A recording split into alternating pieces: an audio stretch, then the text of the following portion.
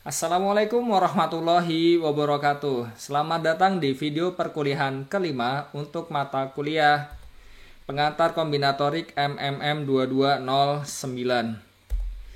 Sebelum kita mulai perkuliahan pada pagi hari ini, saya ingin mengingatkan kalau pertemuan ini adalah pertemuan terakhir sebelum ujian akhir semester. Jadi tolong dipersiapkan karena UAS-nya itu sebentar lagi, tinggal minggu depan. Dan saya juga ingatkan kalau Jumat itu hari libur, jadi kita tidak ada pertemuan. Tetapi tolong jangan ikutan demo ya kalau misalkan ada demo. Karena kan kadang-kadang mahasiswa kan ikutan demo kan. Nah, untuk ya kondisi masih seperti ini, tolong jangan ikutan demo dan tetap jaga jarak, jaga kebersihan dan jaga kesehatan. Dan semoga tetap konsisten bagi yang puasa tetap berpuasa. Oke, kita langsung saja. Nah, kita sudah membahas tentang lapangan Galois dan selanjutnya kita juga sudah membahas tentang geometri bidang hingga dan selanjutnya kita juga sudah membahas persegi Latin ya, dan khususnya yang tegak lurus. Oke, ini bisa dicoba latihan. Dan terakhir kita membahas tentang teorema ini dan bagaimana cara mengkonstruksinya. Jadi yang saya tekankan di sini adalah di ini ya. Jadi di konstruksi sini itu belum termasuk dengan pembuktiannya. Jadi hanya cara mengkonstruksinya. Dan bagaimana cara menunjukkannya? Nah, ya bisa dicoba. Sebagai contoh ya, saya beri gambaran. Kalau misalkan kita punya ini persegi latinnya order 5. Nah, kita akan tunjukkan sepasang-sepasangnya itu saling tegak lurus. Jadi kita lihat ya polanya bagaimana. Seharusnya tidak sulit. Jadi bisa saya serahkan untuk coba sendiri-sendiri untuk buktinya nanti kalau yang generalnya. Tapi saya ingin memberikan gambaran bagaimana dia terbentuk. Oke ya, jadi saya punya ini. Misalkan saya ingin tumpuk yang L1 dan L2.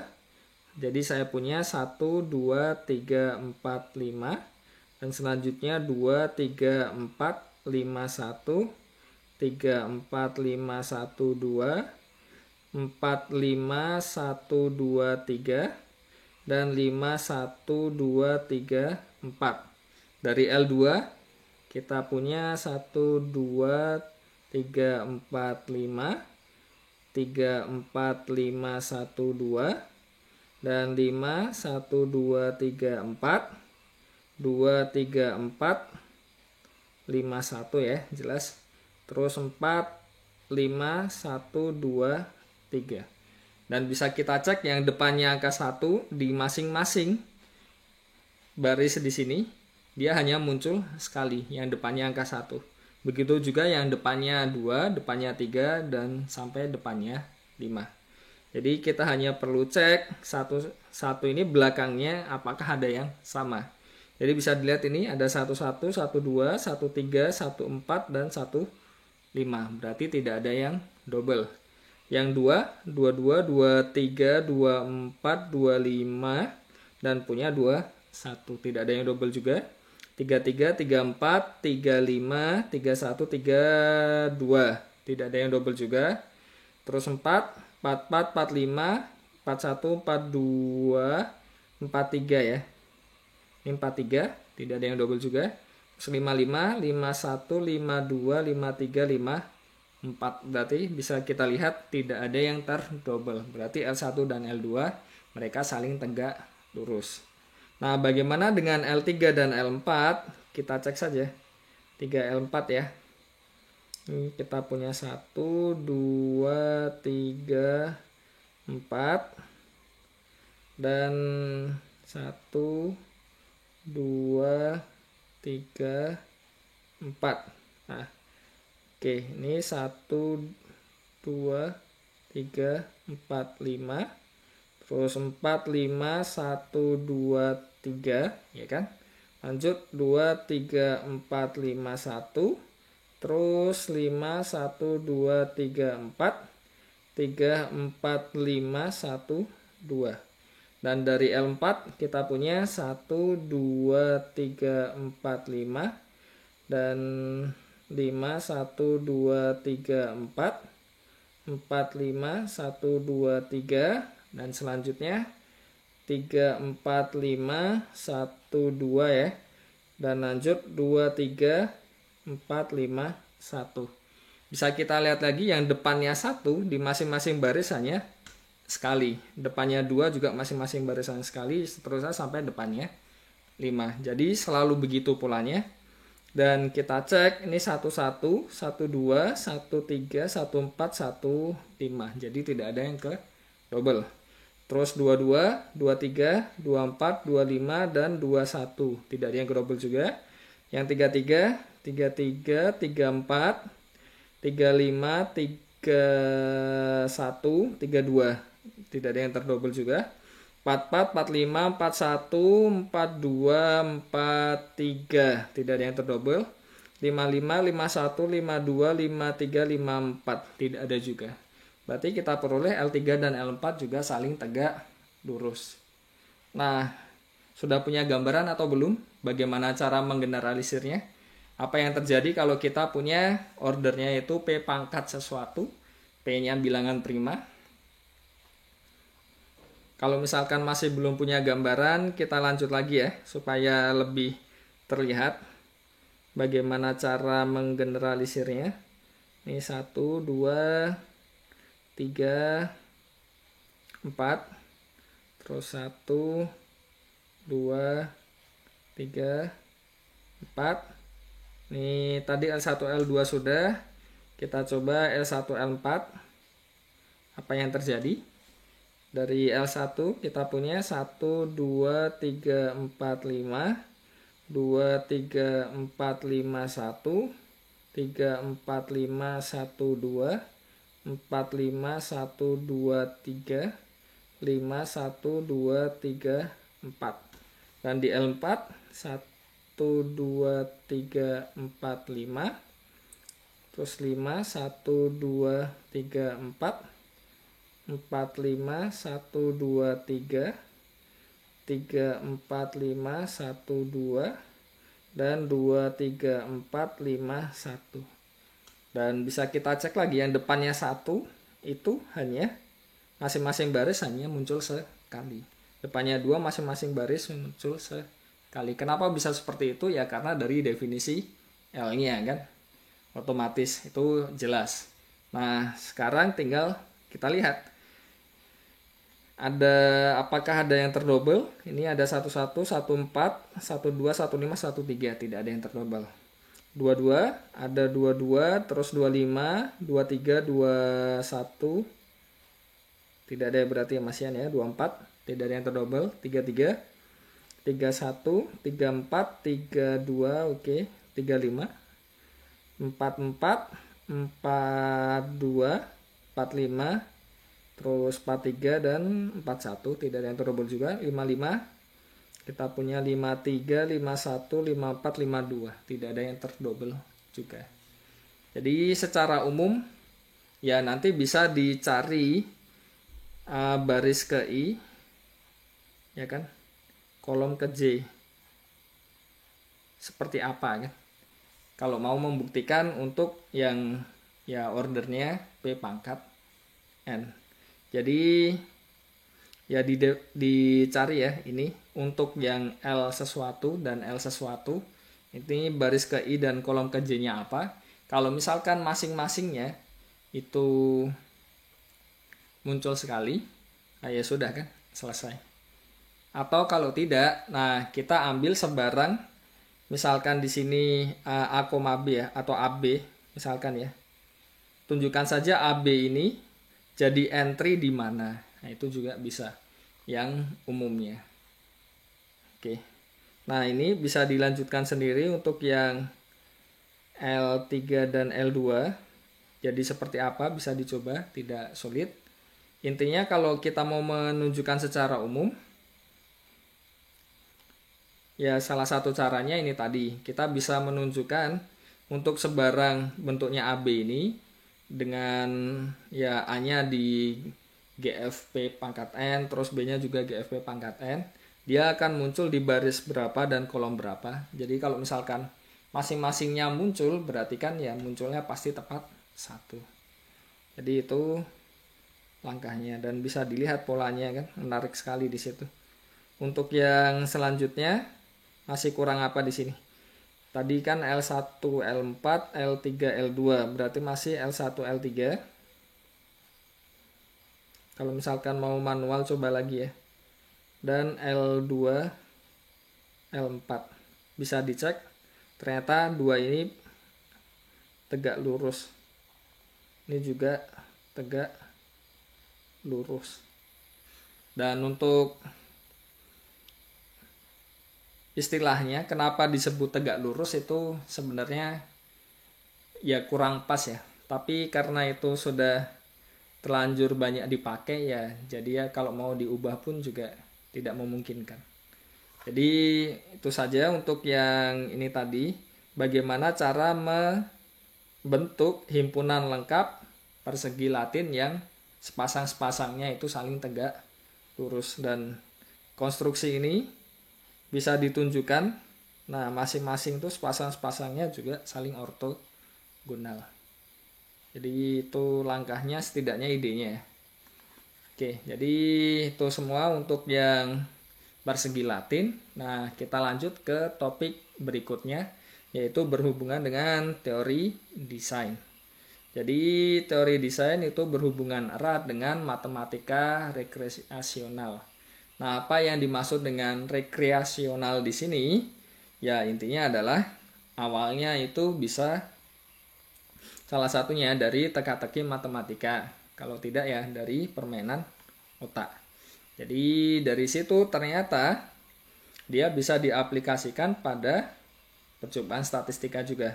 Oleh karena itu banyak peneliti yang tertarik untuk meneliti lebih lanjut tentang teori desain ini. Karena ternyata setelah dikulik lebih lanjut, dikaji lebih lanjut, ternyata banyak manfaatnya. Nah, untuk teori desainnya sendiri awalnya diperkenalkan pada awal tahun 1930. Jadi sudah lama sekali sebelum Indonesia merdeka ya, sudah diperkenalkan. Dan motivasi awalnya itu sebenarnya adalah membuat desain percobaan pada bidang pertanian. Jadi misalkan ada beberapa varietas. Jadi misalkan ada V, varietas biji gandum di situ. Karena kan ya di Eropa kan ininya gandum ya, bukan padi ya utamanya.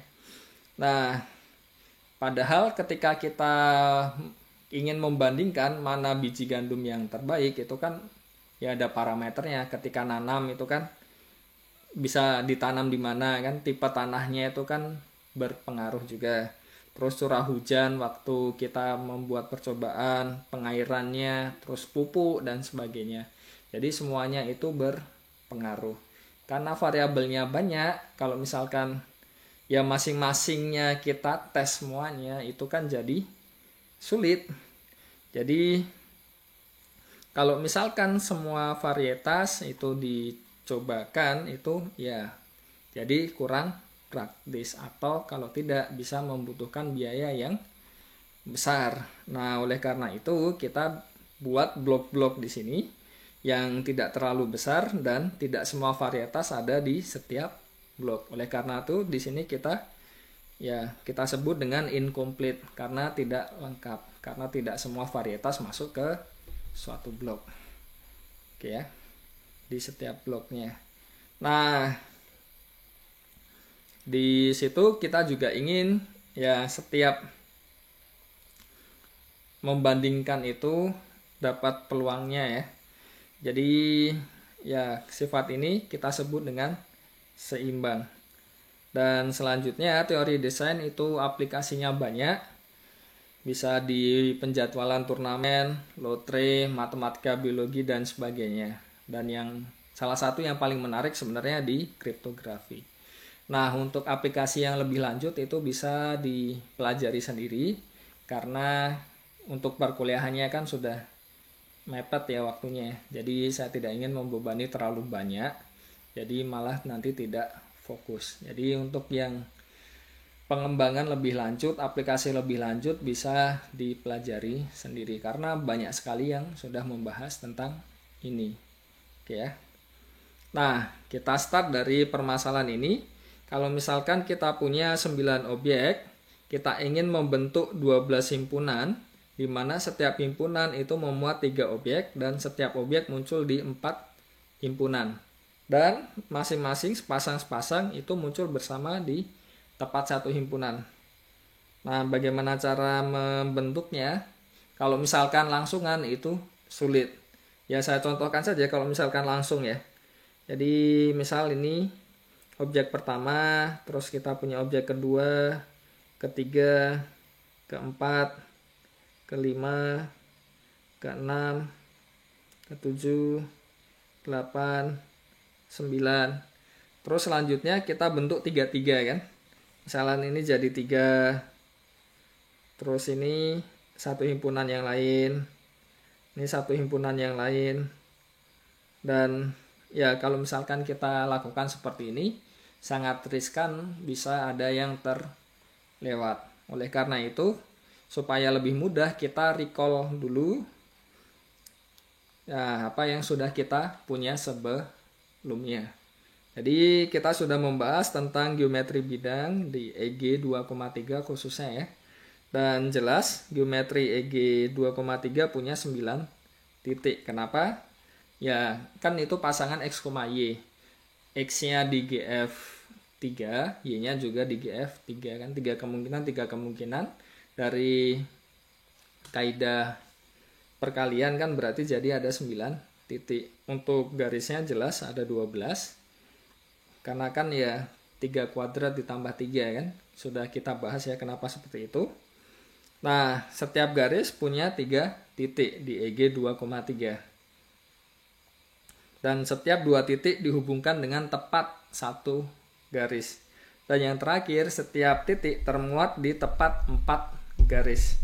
Nah, contohnya kita punya 0,0 itu termuat di Y sama dengan 0, Y sama dengan X, Y sama dengan 2X, dan X sama dengan 0. Sekarang pertanyaannya adalah, bisakah kita melihat hubungannya antara di EG 2,3 dengan masalah yang kita punya di atas ini? Jadi bisa kita lihat diberikan 9 objek, di sini kita punya 9 titik. Nah, berarti kita bisa membentuk korespondensi satu-satu antara objek-objek di permasalahan kita ini dengan titik-titik di EG 2,3. Nah, selanjutnya ingin dibentuk 12 himpunan. Di sisi lain kita punya 12 garis. Berarti ya bisa dibilang garis-garis itu bisa merepresentasikan yang himpunan tadi kan. Nah, himpunannya memuat 3 objek. Padahal setiap garis itu ada 3 titik. Nah, berarti satu titik itu ya diisikan saja.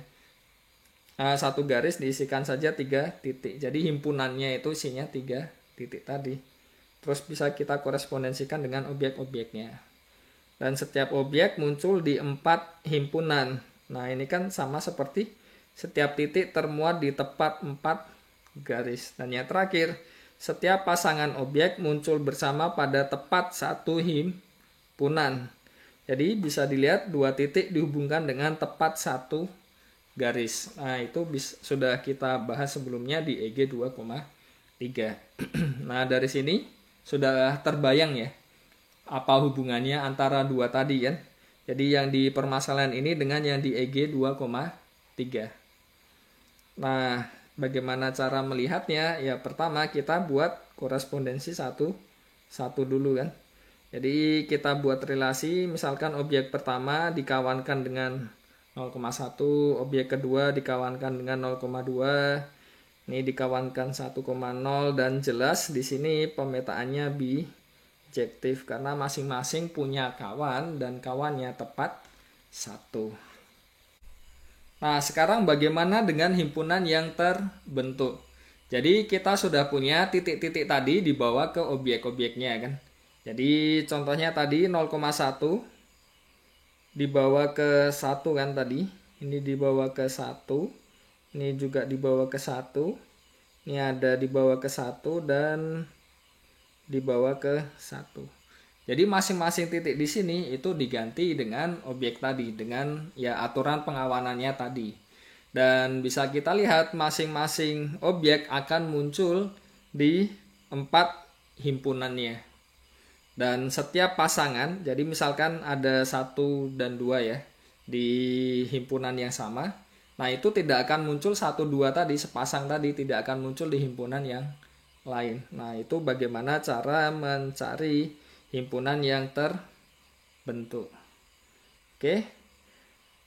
Nah geometri 2,3 bisa dipandang sebagai BIBD dengan parameter 9, 12, 4, 3, 1. Nah 9-nya apa? Bisa dilihat ya. Tadi kan 9 itu banyak titiknya kan. 12 itu banyaknya garis atau banyak himpunannya nanti. Dan ini 4 adalah ya banyaknya garis yang memuat sebarang titik. Jadi bisa dilihat tadi kan objeknya itu muncul 4 kali. Dan 3 itu intinya masing-masing garis itu berapa titiknya. Nah ini setiap garis muncul 3 titik. Jadi 3 di sini berkorespondensi dengan banyaknya titik di setiap garis. Dan yang terakhir 1 adalah ya banyaknya garis yang memuat 2 titik yang diberikan. Atau kalau kita melihat di permasalahan tadi, berarti kita punya 9 objek, 12 himpunan, ya kan? Dan setiap objek muncul di 4 himpunan. Dan selanjutnya adalah masing-masing himpunan isinya ada 3 objek. Dan sepasang objek itu hanya muncul di tepat 1 himpunan. Dan dari sini bisa dibayangkan apa yang dimaksud dengan BIBD. Nah, definisinya adalah intinya kita punya parameter V, B, R, K, dan lambda. Itu adalah pasangan V, B dengan V adalah himpunan yang tadi objek-objek tadi ya. Dan otomatis V-nya lebih dari 0 karena ya tidak mungkin kan objeknya 0 terus apa yang mau dilakukan. Apalagi kalau objeknya negatif banyaknya kan juga tidak mungkin. Maka dari itu kita punya V lebih dari 0 dan B di sini adalah himpunan blok-blok atau yang ya tadi benar-benar himpunan ya. Jadi kita buat blok yang terdiri dari atas B lebih dari 0 dengan sifat yang pertama adalah setiap bloknya jadi ada K objek. Jadi tadi kan himpunannya itu masing-masing memuat 3 objek kan. Jadi K di sini itu adalah banyaknya objek di setiap bloknya. Dan otomatis banyak bloknya harus kurang dari V. Karena kalau misalkan sama dengan V ya apa gunanya kan. Kita buat blok isinya semuanya. Jadi harus kurang dari V. Dan selanjutnya setiap objek muncul di sebanyak ini ya tadi ya. Jadi kalau contoh tadi muncul di 4 himpunan. Nah ini setiap objek muncul di R lebih dari 0. Dan nah ini yang paling penting di sini adalah sebarang 2 objek berbeda muncul bersamaan di tepat lambda blok. Dan ini sifat ini yang ketiga ini kita sebut dengan balance atau seimbangnya tadi. Jadi contohnya tadi masing-masing itu muncul tepat sekali. Dan ini yang sangat penting. Oke. Contohnya kalau misalkan kita punya di sini ya. V-nya objeknya ada 3, A, B dan C. Terus kita bentuk bloknya itu pertama AB, AC dan BC. Bisa dilihat di sini berapa banyak objeknya atau V-nya di sini kan berarti dia sama dengan 3 kan, banyak objeknya. Terus selanjutnya adalah banyak himpunan yang terbentuk ada berapa? Ada 3 juga kan, ini 1, 2, dan 3. Terus masing-masing di sini dia muncul isinya ada berapa? Nah ini kan masing-masing ada 2. Berarti K-nya sama dengan 2. Selanjutnya adalah nah A-nya di sini muncul berapa kali? Ini muncul sekali, muncul 2 kali. B-nya muncul sekali, 2 kali, C-nya 1, 2. Berarti di sini R-nya itu sama dengan 2. Dan bisa dilihat sepasang-sepasang ya. Ini kan AB sepasang. Dan dia hanya muncul sekali ya. AC sepasang, muncul sekali juga. BC sepasang, muncul sekali juga. Berarti kita punya lambdanya sama dengan 1. Jadi contoh ini adalah pasangan V, B. Ini adalah BIBD dengan parameter 3,3,2,2,1. Nah, contoh lain apa? Ya, tadi sudah kita singgung ya. EG 2,3. Nah, bagaimana dengan secara umumnya? EG 2, P pangkat N. Nah, apa yang terjadi kalau kita punya EG 2, P pangkat N? Bisa dilihat banyak titiknya ada berapa. Kalau di geometri EG 2, pangkat N, kita punya P pangkat N dikuadratkan, ya kan, banyak titiknya. Karena banyak kemungkinan X-nya itu ada P pangkat N, Y-nya juga P pangkat N. Berarti kita punya V-nya itu sama dengan P pangkat 2N. Karena banyak titiknya segitu. Dan selanjutnya, nah, ada berapa garis? Nah, banyak garisnya atau nanti jadi banyak bloknya, kalau kita pandang sebagai BIBD, banyaknya adalah P pangkat 2N ditambah P pangkat N. Sudah kita bahas sebelumnya kenapa banyak garisnya ada segitu. Dan masing-masing garis itu memuat berapa titik? Nah, masing-masing garis itu memuat P pangkat N titik. Dan setiap titik itu akan dilewati berapa garis? Dilewati P pangkat N plus 1. Dan masing-masingnya nanti, ya kan kita punya setiap 2 titik itu dilewati hanya 1 garis. Berarti kita punya lambdanya sama dengan 1. Jadi misalkan kalau kita punya contoh ya di sini ya. Kita punya misalkan EG 2,5 misalkan. Berarti kita punya di sini jadi berapa? Parameternya V, B, R, K, lambdanya akan sama dengan, jadi 5 kuadrat 25 ya kan. Di sini 5 kuadrat tambah 5 30. Terus kita punya 5 tambah 1 6. Dan ini ada 5, ini 1. Jadi ini contohnya ketika P pangkat N-nya sama dengan 5. Oke. Dan selanjutnya ada beberapa sifat yang penting di sini. Dan bisa kita lihat ya sebenarnya. Tidak semua parameter di sini itu bisa kita comot asal comot. Jadi satu sama lain itu ada hubungannya. Nah, hubungannya apa? Parameternya di sini VB R K lambda akan memenuhi B dikalikan K akan sama dengan V kali R, dan ya kita punya kesamaan yang ini. Dan selanjutnya kalau kita punya BIBD di sini, V-nya akan sama dengan ini, B-nya akan sama dengan ini, dan masing-masing akan bulat. Kalau misalkan dia tidak bulat, dia tidak akan jadi BIBD. Oke ya. Jadi itu saja untuk perkuliahannya. Nah, selamat mempersiapkan ujiannya, tinggal sebentar lagi. Untuk pembahasannya nanti akan saya share segera. Dan ya, saya ingin ingatkan lagi apa yang harus dilakukan adalah pertama itu pahami alurnya. Apakah sudah sesuai harapan atau belum, apakah langkahnya sudah pas.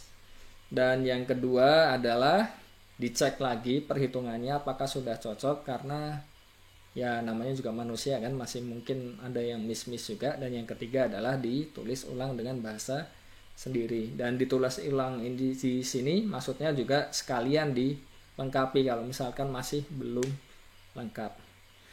Oke, sekian perkuliahan pada pagi hari ini. Semoga ya materinya dan apa yang sudah kita lakukan selama ini bisa bermanfaat ya.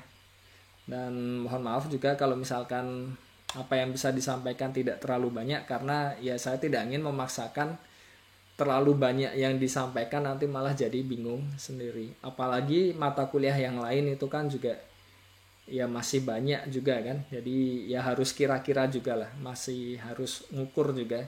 Tidak bisa semuanya langsung disampaikan. Di ya keadaan mau bagaimana lagi ya. Kalau keadaannya seperti itu, ya kita cari aja yang terbaiknya saja. Oke, sekian perkuliahan pada pagi hari ini. Sampai jumpa lagi di UAS ya. Nanti kita komunikasi lagi untuk teknisnya. Dan biasanya kalau misalkan ada trouble, kadang-kadang itu kan ada juga yang buka email masih bermasalah, terus pas kirim juga masih delay. Itu nanti ya salah satu gunanya dari grup WA itu juga untuk mengantisipasi ketika hari H ujian, kalau ada yang trouble langsung bisa disampaikan, jadi langsung bisa dapat solusi. Terus untuk pengumuman lain, nah nanti akan saya share juga ada kolokium itu tentang partisi, teori partisi. Jadi di beberapa buku yang tentang kombinatorik, teori partisi itu juga sebenarnya masuk ke kombinatorik juga, matematika diskrit. Nah, kalau yang berminat nanti bisa join juga. Akan saya set ya bagaimana caranya mahasiswa S1 juga masih bisa mengikuti. Jadi bisa dikatakan ya itu perkuliahan ekstra saja ya. Kalau misalkan ingin mengikuti dan ingin belajar juga tentang partisi bilangan bulat, silahkan untuk ikuti kolokiumnya ya. Untuk undangannya saya share di grup saja. Oke, sekian perkuliahan pada semester ini ya, tidak hanya hari ini ya.